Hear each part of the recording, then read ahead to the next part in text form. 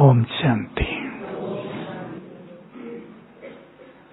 एक प्रश्न सदा ही बहुत सारे भाई बहनों का है, योग नहीं लगता, व्यर्थ बहुत चलता है, क्या करें? रोज आ जाते हैं 2-4 मेरे पास, तो मैं तो हंसी में कह देता हूँ चलो तुम्हारे लिए योग मैं लगा लूंगा। बाबा मुरलियों में बहुत कुछ कहते हैं। योग तो मनुष्य को स्वयं लगाना होगा और व्यर्थ से भी स्वयं ही मुक्त होना होगा। विधियां बाबा ने सदा ही बहुत सुनाई हैं, ज्ञान की कोई कमी नहीं। विधियों का ऐसा नहीं कि अज्ञान हो, विधियों का सब पता है, फिर भी व्यर्थ बहुत चलता है, बुद्धि स्थिर नहीं होती। पहले गीत पे चर्चा कर लें। क्या थी लाइन सुंदर? बाबा ही संसार मेरा। अव्यक्त बाबा से एक बार पूछा, बाबा अपने कमरे में बहुत बार आते थे, छोटा कमरा, हम मधुबन वाले बैठते थे। पूछा गया कि बाबा आप जो कहते हैं बाबा ही संसार है, इसका क्या अर्थ होता है, कैसे इसको अभ्यास में लाएं? तो उत्तर, संसार में 2 चीज हैं, व्यक्ति और वैभव। उनसे ही नाता है ना। व्यक्तियों से भी कुछ मिलता है, प्यार होता है, और वैभव बाबा से ये सब चीजें मिलेंगी। जो मनुष्यों से मिलता है उसे हम जानते हैं कितना ज्यादा, और जो वैभवों के द्वारा मनुष्य को सुख या प्राप्ति होती है उससे ज्यादा सुख प्राप्तियां। तो बाबा को अपना संसार बना लें, अर्थात सब कुछ। कहने से काम नहीं चलेगा, मेरा तो एक बाबा दूसरा न कोई। कहते तो सब हैं, पर ये बात सबसे गहरी है। कल परसों की मुरली में एक और गहरी बात आई थी, तुम्हें कर्मातीत होना है। याद करो, पहली लाइन थी कल या परसों। कर्मातीत वही होते हैं जो, अभी आपको तो याद नहीं होगा, कल तो बहुत 48 घंटे हो गए। हाँ, जो पास विद ऑनर होते हैं, अर्थात कितने होंगे पास विद ऑनर? केवल 8 रतन ही कर्मातीत होते हैं अपने पुरुषार्थ से, बाकी सब दूसरे ढंग से, सजाओं के द्वारा। तो बाबा जो ये कहते हैं, हंसी की बात भी है कि तुम कर्मातीत होगे तो लड़ाई लगेगी। कोई सोच लेते हैं हम होंगे ही नहीं, लड़ाई क्यों लगे? लड़ाई तो अच्छी नहीं होती। लेकिन वो सब की बात नहीं है, वो केवल अष्टरत्नों की बात है। तो बड़ी गहरी ये बातें हैं बाबा की। हमें योग युक्त होना है। बाबा की मुरली में आ चुका है, योग लगाने वाले नहीं। बोलो आगे।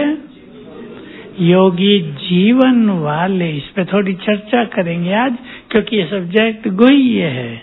योग लगाने वाले तो हम सब हैं, इसका अर्थ ये नहीं कि हमें योग नहीं लगाना है, लेकिन योग लगाने की खींचातान को, बुद्धि की भटकन को, उतार चढ़ाव को, खुशी ना खुशी को समाप्त करना है। योग युक्त जीवन। मैं कुछ बातें कह रहा हूं आपको, फिर आप चिंतन करके आगे बढ़ेंगे। किसे कहते हैं योगी? वे जो न्यारे और प्यारे हों। योगी वे जो स्वयं को कहीं उलझाए हुए ना हो। योगी वे जिनका चित्त निर्मल, सरल, निरंकारी हो गया हो। ठीक बात है। योगी वे जो कभी टकराव में ना आए, योगी वे जो स्वमानधारी स्वराज्य अधिकारी हों। आगे बताओ, किसी को और कुछ ख्याल आ गया? जिसका कोई मित्र नहीं, मित्र तो सब हैं पर कोई शत्रु नहीं। जो स्मृति स्वरूप हों, बोलो। बहुत अच्छा बोल रहे। जो आत्माभिमानी होकर जीवन में रहने की प्रैक्टिस करें, जो कर्मेंद्रियों के रस से ऊपर हों, जो जिनके अंदर बहुत पवित्रता हो, दृष्टि वृत्ति शुद्ध और चित्त शुभ भावनाओं से भर गया हो।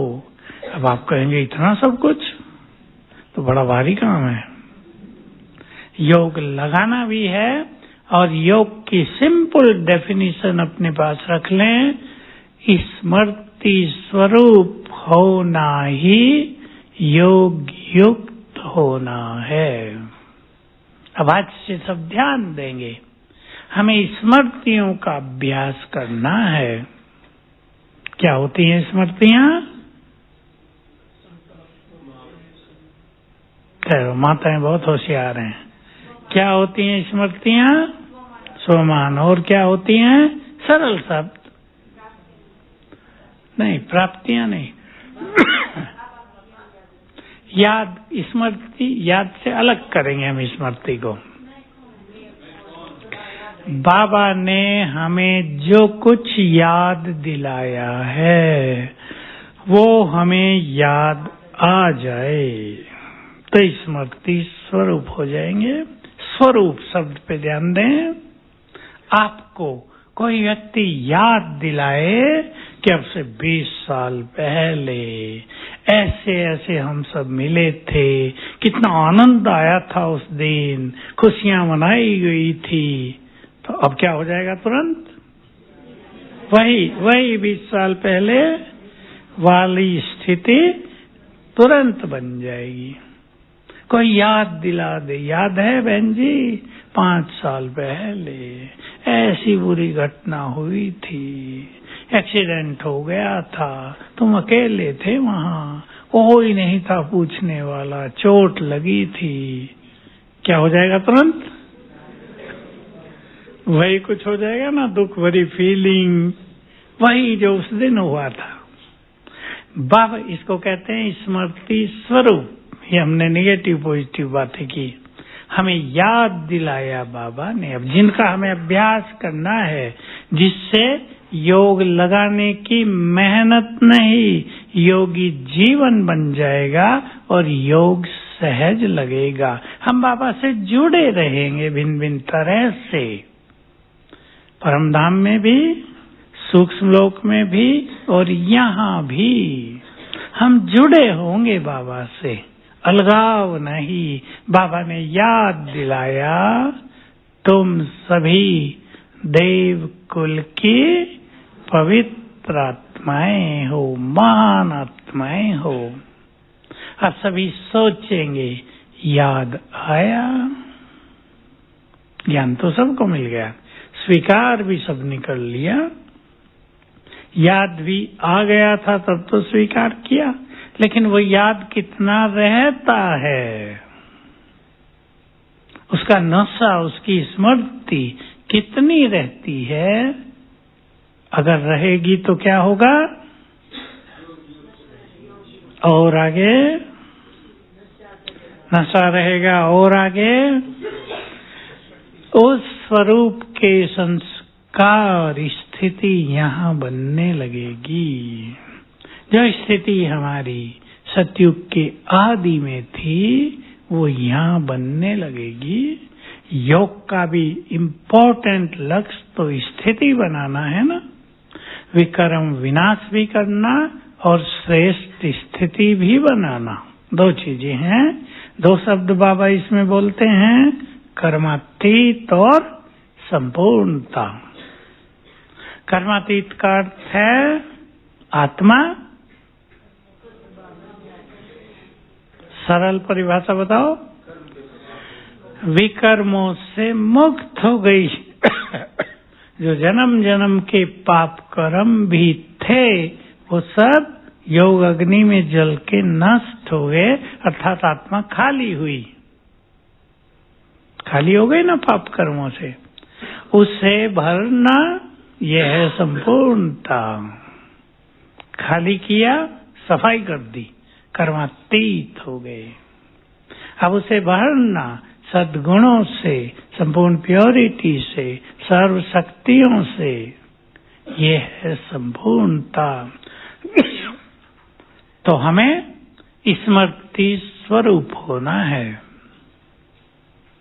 एक स्मृति की बात हमने की, अब हम 10 स्मृतियां निकाल लेते हैं, सब उन पे ध्यान देंगे। बड़ी बड़ी निकालेंगे। पहली स्मृति तो है आत्मा की दिलाई। तुम शरीर नहीं हो, आत्मा हो। वो तो हम सब के लिए कॉमन और सहज बात हो गई है। वो शास्त्रवादियों के लिए सबसे कठिन बात थी ये जानना मैं कौन हूँ। हमारे लिए वो बच्चों का खेल। और क्या याद दिलाया बाबा ने? आगे बढ़ो, आगे बढ़ो। 10 निकालनी है। पहले और चले, स्वमान भी लेंगे बाद में। बच्चे, तुमने 5000 साल का पाठ बजाया, अब खेल पूरा होता है, तुम्हें घर वापिस चलना है। ये छोटी स्मृति नहीं, बहुत गहन है। सभी आत्माएं हैं, अपना अपना पार्ट बजा रही हैं। स्मृति दिलाई, ये खेल चल रहा है। ड्रामा की बहुत गहरी स्मृति, बहुत गहरी है ये। यही तो ज्ञान नहीं था संसार में किसी को, जो स्वयं ज्ञान के सागर ने आके दिया। था का ज्ञान? इतना कहते थे बनी बनाई बन रही, अब कुछ बननी नहीं। क्या है आगे वो कुछ पता नहीं। क्लियर ज्ञान दिया, कैसे तुम पार्ट बजाते हो, कैसे तुम्हारे अंदर अविनाशी पार्ट भरा हुआ है जो मिटता नहीं। आत्मा अविनाशी है, अर्थात उसका पार्ट अविनाशी है। आगे बढ़ो। 5वीं,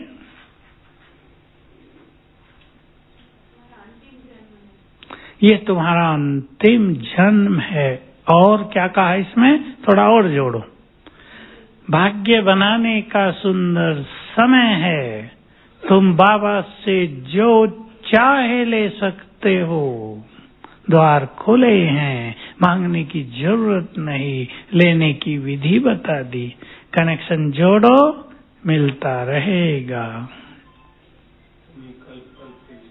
अब स्मृति दिलाई, तुम कल्प कल्प के विजयी रत्न हो। ये इंपॉर्टेंट स्मृतियां हैं हमारी, क्योंकि माया को जीतना, 5 विकारों को जीतना सबसे कठिन काम रहा। लोगों ने यहाँ तक लिख दिया, किसी शक्तिशाली सेना को जीतना संभव हो सकता है, पर 5 विकारों को जीतना संभव नहीं है। कहीं ने कहा संभव, कईयों ने कहा बहुत कठिन है। ठहरो ठहरो ठहरो। तो इस स्मृति से क्या हो गया? क्या हुआ इस स्मृति से? हमें नशा हो गया ना कि हमने ही जीता था माया को। कल पहले हमने ही जीता था, अब भी जीत हमारी ही होगी। गीता में है ये सब बातें। अर्जुन की बात लेंगे हम। भले ही हम उसका दूसरा रूप जानते हैं कि वो शिव बाबा ने कैसे गीता ज्ञान दिया, पर जो वहां है वो आप जानते हैं। अर्जुन को मोह हो गया, सामने मेरे ही तो खड़े हैं सब, कैसे मारूं इन्हें? धनुष रख दिया, मैं युद्ध नहीं करूंगा। पहली तो विचारणीय बात यह है कि वो लोग भी तो सामने खड़े थे जिन्होंने पांडवों को बड़ा कष्ट दिया। क्या उन्हें देखकर मोह हो सकता था? ठीक है, भीष्म पितामह खड़े हैं, द्रोणाचार्य खड़े हैं, 2 को देखकर सम्मान हो सकता है। पर औरों को देख के तो मोह नहीं हो सकता था ना। स्मृति दिलाई दूसरे अध्याय में, सारा अध्याय है आत्मा का। न तुम किसी को मारते हो, आत्मा अजर अमर अविनाशी है, ये तो पहले ही मारे जा चुके हैं, तुम केवल निमित्त हो जाओ। जब नहीं अर्जुन की समझ में आया बहुत कुछ, तो विश्व विराट रूप दिखा दिया और उसमें एक सुंदर बात दिखाई। सुंदर कहो या खतरनाक कहो, महाकाल हूं मैं, मुंह खुला हुआ है, उसमें कौरवों के और पांडवों के अनेक महारथी सैनिक प्रवेश कर रहे हैं। और बताया ये मेरे द्वारा पहले ही मारे जा चुके हैं, तुम केवल निमित्त हो जाओ। तुम इनको नहीं भी मारोगे, ये मेरे द्वारा मारे जाएंगे, मैं महाकाल बनकर आया हूँ। बाबा के भी यही महावाक्य होते हैं ना। डर जाते हैं लोग कभी कभी, तुमने किसको बुलाया है? जब बुलाया था तो सोचा था किसको बुला रहे हैं?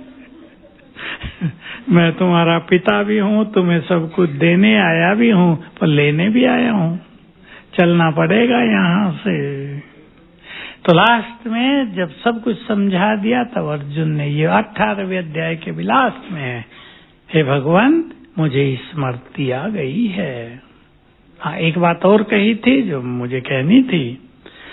अर्जुन को कहा, हे अर्जुन, जिधर धर्म है उधर ही मैं हूँ, और जिधर मैं हूँ उधर ही विजय है। धर्म तुम्हारे पास है, मैं तुम्हारे साथ हूँ, विजय तुम्हारी ही है, तुम केवल निमित्त हो जाओ। तब अर्जुन तैयार हुआ, कहा मुझे स्मृति आ गई है, मेरा मोह नष्ट हो गया है, अब मैं युद्ध के लिए तैयार हूँ। बाबा ने याद दिया, कल्प कल्प तुमने ही इस माया को जीता है, फिर जीत बोलो तुम्हारी ही होगी। माया चाहे कितनी प्रबल हो, भगवान को मानना पड़ा, माया भी सर्वशक्तिवान है, हराती है आत्माओं को। काम को जीतना सबसे कठिन, क्रोध को जीतना सेकंड, और मोह को जीतना, बोलो मोह वाले,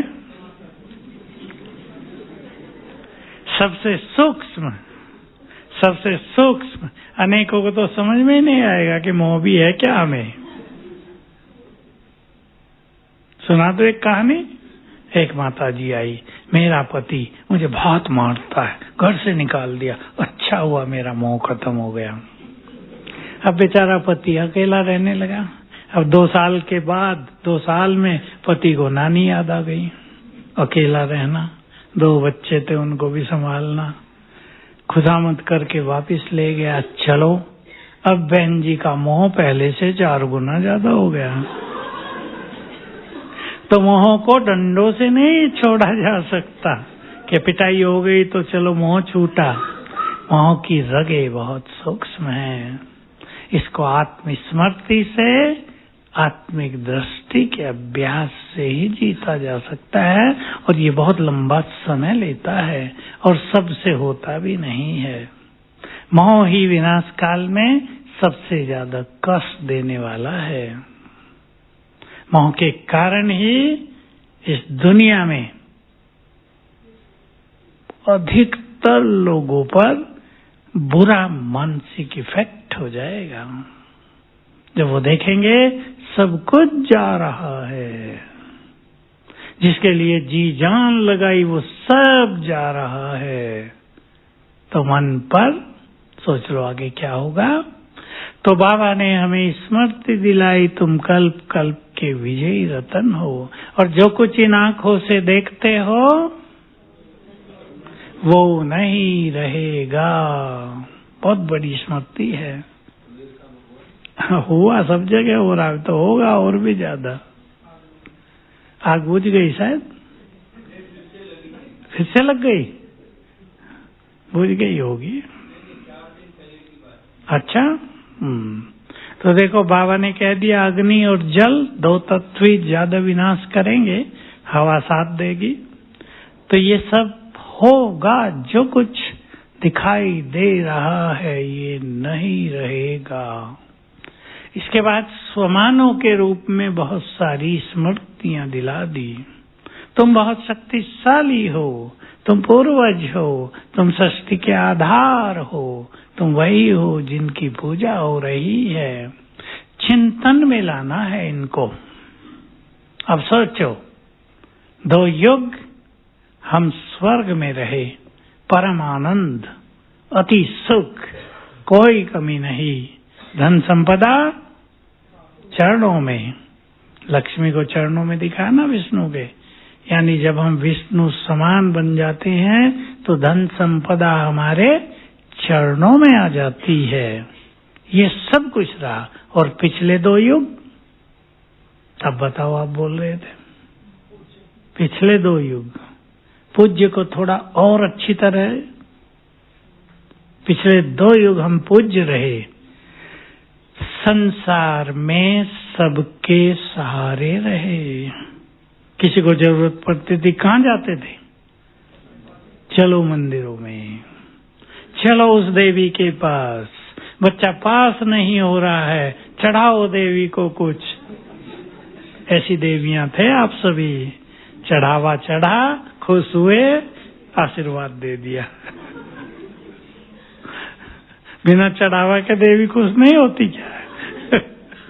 चढ़ावा चढ़ाना पड़ता है देवियों को। तो कितना बड़ा स्वमान है हमारा कि 2 युग तक हम संसार के सहारे बनकर रहे हैं। हम या हमारी जड़ मूर्तियां। काम तो ऊपर से हो रहा था, हम तो कहने में आता है, पर काम ऊपर से हो रहा था।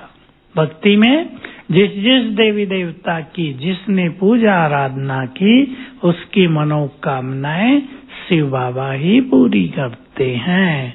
हम तो जड़ थे ना तब, हम तो खुद ही खाली थे।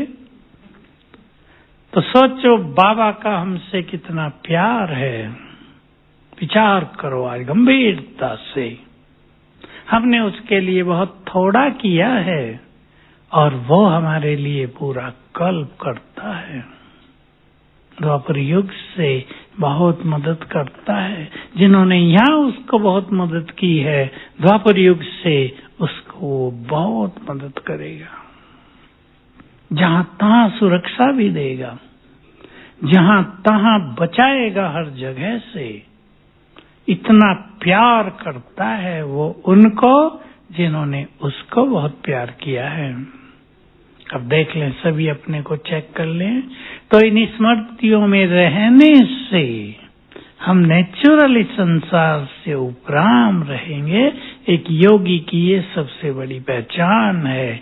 वो कहीं भी उसके पैर जैसे धरा पर नहीं, धरा से ऊपर उपराम स्थिति। ये बड़ी चीजें हैं, लेकिन जो अभ्यास हमने निकाले हैं 10-12, इनको करने से हमारी ये उपराम स्थिति, ये वैराग की स्थिति, संसार से न्यारापन स्वतः ही होता जाएगा। अब जो संसार नष्ट होने वाला है, उसमें हम राग क्या रखें, कैसे उससे अनुराग करें?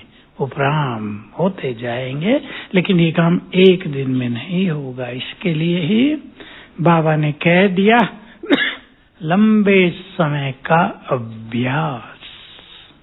तो सभी अब इस बात पे चिंतन करें बहुत अच्छी तरह। योग लगाने वाले केवल नहीं, योग युक्त जीवन वाले। अगर हमें ये भी याद रहता है दिन में कुछ बार कि बाबा मेरे साथ है, हम अकेले नहीं, भगवान का साथ मिल रहा है इस जीवन में, सोच के देखो, इसको अपने गहरे चिंतन में लाएं। हमने क्या पुण्य किए होंगे कि इस जन्म में भगवान का साथ मिल रहा है। मिल रहा है या नहीं? ये याद रहेगा तो योग युक्त जीवन हो जाएगा। योगी की एक पहचान और जो बहुत व्यवहारिक है, हालांकि दुनिया में भी कईयों के पास वो है, पर योगियों के पास वो और सुंदर तरीके से हो। श्रेष्ठ व्यवहार, सुंदर वाणी। मैं मधुर वाणी भी क्या कहूँ, कलयुग में भी कईयों की वाणी बहुत मधुर होती है, बहुत स्वीट होते हैं कई लोग।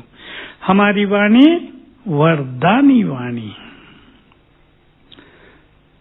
थोड़े शब्दों में ज्यादा बात कह जाना, ऐसी सारगर्भित वाणी। ये नहीं बात 1 मिनट में कहने की है और कहें आधे घंटे में, एनर्जी नष्ट होती है इससे। ये योगियों की पहचान नहीं है। तो योगी जीवन वाले श्रेष्ठ व्यवहार। आप किसी को गुस्सा करें तो कई लोग बोल भी देंगे ना, ओम शांति में जाते हो, घरों में बोलते होंगे, माताओं को बच्चे बोलते होंगे। एक ने कहानी सुनाई मुझे, अच्छी हंसी कहानी है। बॉम्बे की माता जी थोड़ी पावरफुल, कड़कदार, थोड़ा गुस्सा भी करती थी। पोतरे थे उसको, बच्चों को ज्ञान तो दे दिया जाता है, सब माताएं दे देती हैं। जब वो गुस्सा करे, बच्चे भाग के बाबा के फोटो के आगे पहुंचे और कहें, बाबा दादी गुस्सा कर रही है, आपने तो मना किया है। और दादी बेचारी सन्न। कहा, ये बच्चे तो मेरे गुरु बन गए भाई, अब तो मुझे गुस्सा भी सोच समझ के करना पड़ता है ना बात ठीक? योगी शीतल चित्त वाले, कहावत तो सुनिए ना बाबा की मुरली में भी। संत बड़े परमार्थी, हिंदी वाले नहीं बैठे, शीतल जिनके अंग। ये बहुत अच्छी बात कवि ने कही, शायद तुलसीदास ने किसकी है ये। संत बड़े परमार्थी, जो परमार्थी नहीं है, स्वार्थी है, वो संत नहीं, योगी नहीं। शीतल जिनके अंग, तपत बुझाए और की, दे दे अपना संग। तो ये योगियों की पहचान है। इसी से जुड़ी हुई बाबा की बात याद कर लें। स्मृति का स्विच पावरफुल करो। सब जानते हैं स्विच जरा भी ढीला हो बल्ब जलेगा ही नहीं, ट्यूब जलेगी नहीं, दबाते रहेंगे। ढीली स्मृति क्या? मैं महान आत्मा हूं, बस ढीली। और पावरफुल स्मृति, भगवान ने कहा है मैं महान हूं, इसलिए मेरे कर्म, बोल, संकल्प, व्यवहार सब महान। ये पावरफुल स्मृति। ऐसे याद कर रहे हो मैं शिव शक्ति हूँ, और डर भी रहे हो, भाग भी रहे हो, और शिव शक्ति भी कह रहे हो। कुत्ते पीछे पड़ गए मैं शिव शक्ति, और भागे जा रहे। मैं शिव शक्ति हूँ, सर्व शक्तियों की मालिक। ये पावरफुल नशा, ये है पावरफुल स्विच। बाबा मेरा है, ये भी तो स्मृति है ना, पावरफुल स्मृति।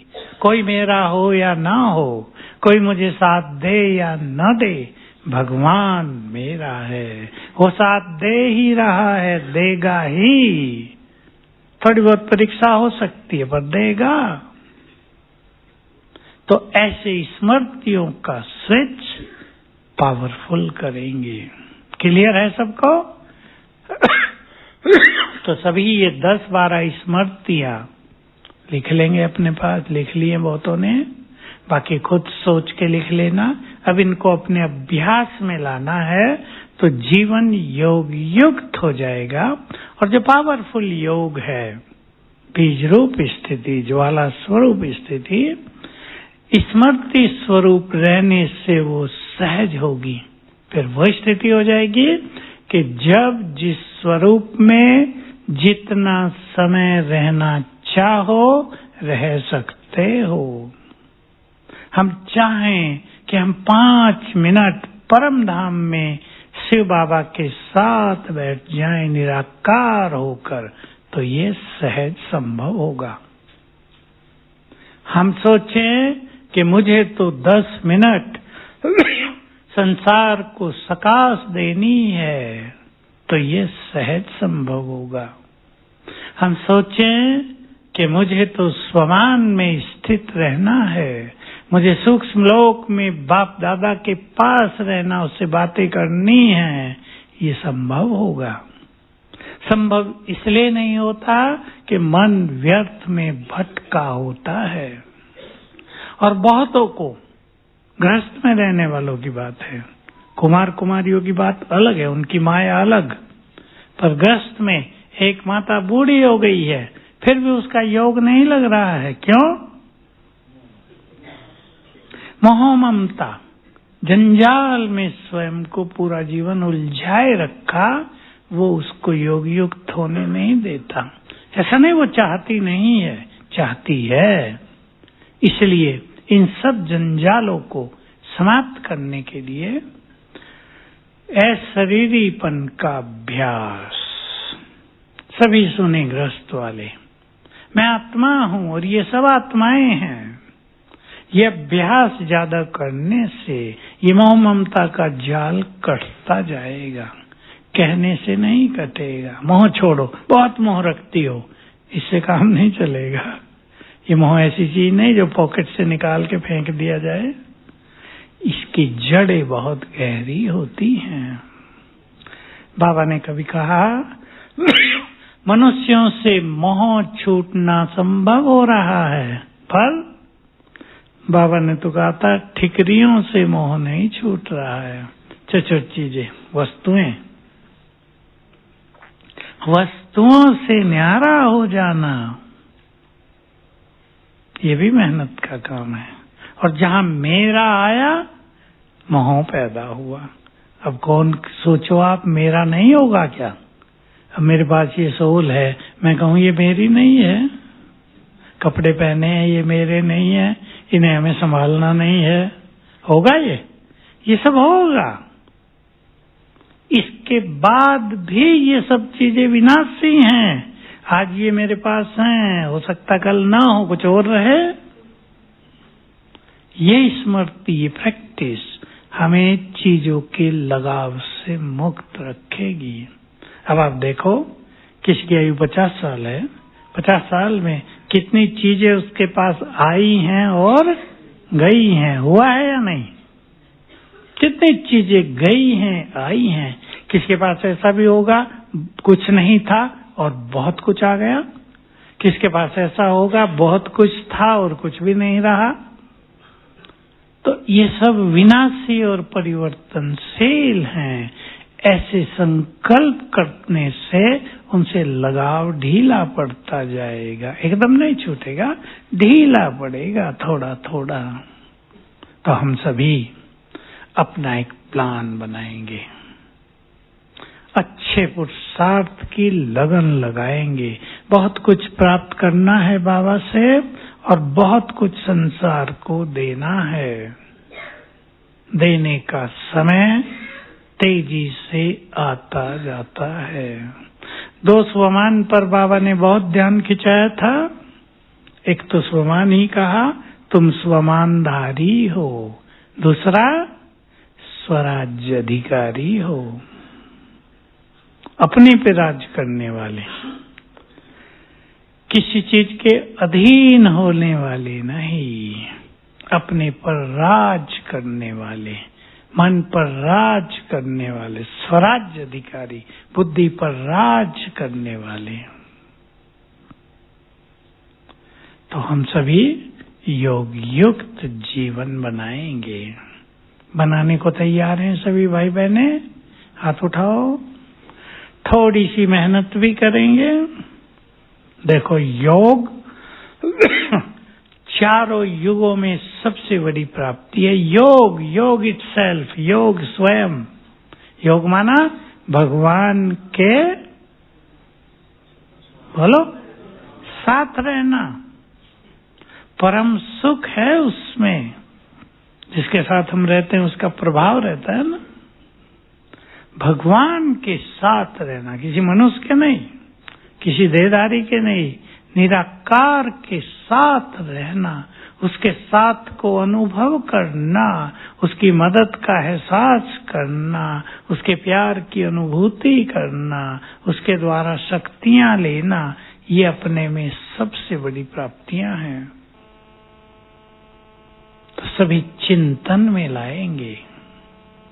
संगम युग का ये सुंदर समय मुझ भाग्यवान आत्मा को मिला है, मुझ पुण्य आत्मा को मिला है। सभी बहुत भाग्यवान हैं। भोली से भोली माता भी जो बैठी होगी ना सभा में, वो पुण्य आत्मा है, वो महान आत्मा है। हम सभी ने न जाने क्या क्या पुण्य किए हैं जो भगवान का साथ मिल गया। इसको अपने चिंतन में ले आए। अब मुझे उनसे सब कुछ प्राप्त करना है। ये उमंग ले आए अपने अंदर। देखो लौकिक में उमंग रहता है ना, जिन भाइयों को दुकानें होंगी, बिजनेस होगा, जब सीजन आता है कितना उमंग रहता है, ये करेंगे, ये करेंगे, ये करेंगे। बाबा भी सुनाते थे ना, हीरो के व्यापारी थे, रात को सिपा आ रहा है तो जागे ही रहते थे, कभी 1-2 बज जाता था। उमंग, नींद नहीं आती थी। हीरे खरीदने हैं, सिपा आ रहा है। तो हमें भी बहुत ज्यादा उमंग रहे, बाबा से सब कुछ लेना है। चिंतन करें। बाकी तो इस संसार में कोई किसी के काम आता नहीं है। अपने काम नहीं आ रहे आजकल, बल्कि अपने समस्याएं पैदा कर रहे हैं आजकल। देखो एक समय था बच्चे माँ बाप के सहारे होते थे, आजकल सब जगह नहीं, कितने घरों में बच्चे माँ बाप के लिए समस्या बन गए। ये नहीं कि उन्हें वृद्ध घर में छोड़ा है, वो बात नहीं हम कर रहे। माँ बाप को सुख चैन से जीने नहीं दे रहे हैं। बहुत कहानियां आ रही हैं, सब कुछ उड़ा रहे हैं बच्चे। संभलना मुश्किल, उनको न दें तो तूफान मरने मारने को तैयार, और दे दें तो जो दे दिया हो गया। एक ही रात में खत्म करके वापस आ जाते हैं सवेरे। रात को जाते हैं, सवेरे आते हैं, दिन में सोते हैं। बहुतों की दिनचर्या ये हो गई है। इसलिए भाग्यवान हैं वो आत्माएं जिनको परिवार बहुत अच्छे हैं। ऐसी कई माताएं होंगी, बताओ किन किन को परिवार बहुत अच्छे हैं। देखो यहाँ तो सब माताएं अच्छे घरों वाली बैठी हैं, नहीं तो मैं तो उनकी कहानियां सुन सुन के मुझे लगता है कि इन बेचारों ने पता नहीं क्या कर लिया कौन से कर्म करके आए जो अपने ही बच्चों का सुख नहीं मिल रहा, सिर्फ दर्द बने हुए हैं। तो बहुत भाग्यवान हैं हम सभी, बहुत पुण्यात्माएं हैं। भक्ति बहुत की है, पुण्य भी बहुत किए हैं, दान भी बहुत किया होगा। तो भगवान रिटर्न देने आ गया है। अब कौन कितना लेता है, इतना ले ले जो अगले कल्प में फिर देते रहें। भंडारे खुले रहें, बाबा ये कहा करते थे। हमें कहा एक बार बाबा ने, जैसे भोलेनाथ का भंडारा, क्या कहते हैं, भरपूर अखंड चलता है। अखंड बाबा ने शब्द बोला, जैसे भोलेनाथ का भंडारा अखंड चलता है, तुम सबका देने का भंडार, शुभ भावनाएं देने का, शांति देने का, दूसरों को सुख देने का, ये भंडार भी अखंड चलता रहे।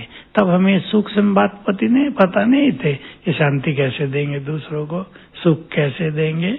ये तो पीछे क्लियर हुआ कि हमारे वाइब्रेशंस देकर हम कैसे दूसरों के दुख हर सकते हैं। तो सभी अपने भाग्य के गुणगान करते हुए अभी से सोने से पहले ही कुछ अच्छी स्मृतियां लेकर सोना, बाबा को बुला लेना और याद करना भगवान सुलाने आया है, उसकी गोद में सोना है। ओम शांति।